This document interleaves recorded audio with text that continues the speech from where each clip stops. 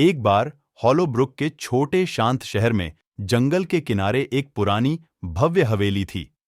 इसे हॉलोब्रुक मनोर के नाम से जाना जाता था और इसका एक काला इतिहास था जिसके बारे में शहरवासी केवल दबे स्वर में बात करते थे।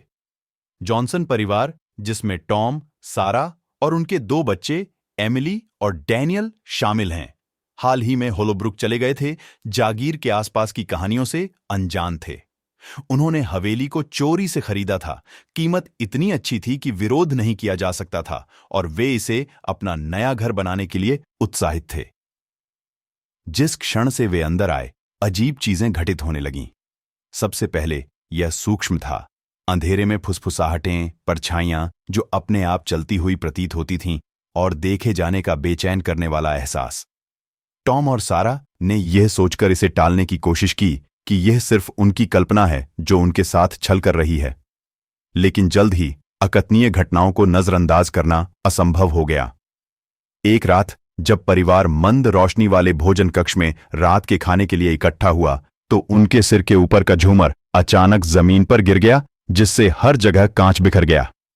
एमिली और डैनियल चिल्लाए और टॉम अपने परिवार की रक्षा के लिए दौड़े। झूमर के अचानक गिरने का कोई तार्किक स्पष्टीकरण नहीं था। जैसे जैसे दिन हफ्तों में बदल गए, जागीर से गूंजने वाली डरावनी आवाजों से परिवार की नींद में खलल पड़ा। रात के अंधेरे में भूतिया कदमों की आवाज सुनी जा सकती थी और बच्चों ने अपने खिलौनों के अपने आप हिलने की शिकायत की। सारा, दिल से संशयवादी, बढ़ते सबूतों को नजरअंदाज नहीं कर सकती थी कि कुछ बहुत गलत था। एक शाम टॉम ने हवेली के इतिहास की जांच करने का फैसला किया। उन्होंने पाया कि हॉलोब्रुक मनोर कभी चुड़ैलों के एक कुख्यात परिवार से संबंधित था, जो संपत्ति पर अंधेरे अनुष्ठानों का अभ्यास करता था।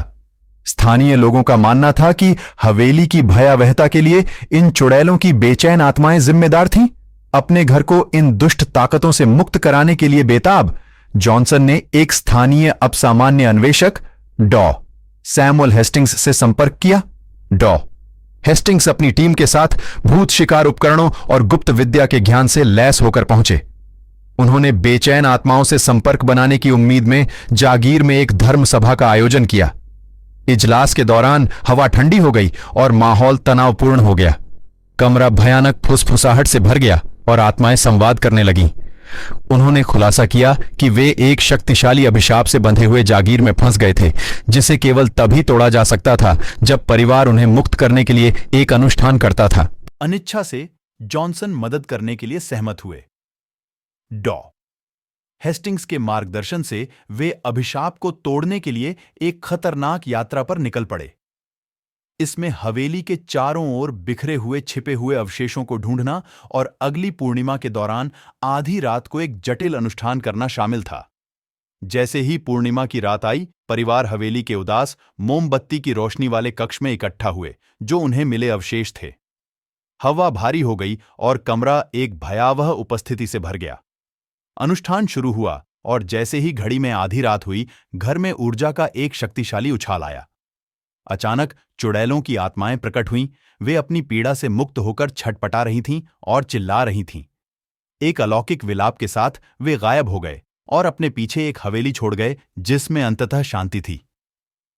जॉनसन थके हुए और हिले हुए जागीर को भयावहता के घर से गर्मी और शांति के घर में बदलते हुए देख रहे थे। एक बार का दमनकारी माहौल खत्म हो गया और वे अंततः शांति से रह सके। हॉलोब्रुक मनोर का आतंक एक दूर की स्मृति बन गया, लेकिन परिवार जानता था कि वे अपने नए घर में जिस आतंक का सामना किया था उसे कभी नहीं भूलेंगे। हॉलोब्रुक एक बार फिर अपने शांतिपूर्ण, शांत अस्तित्व में बस गया। इसके रहस्य पुरानी हवेली की दीवारों के भीतर दफन हो गए।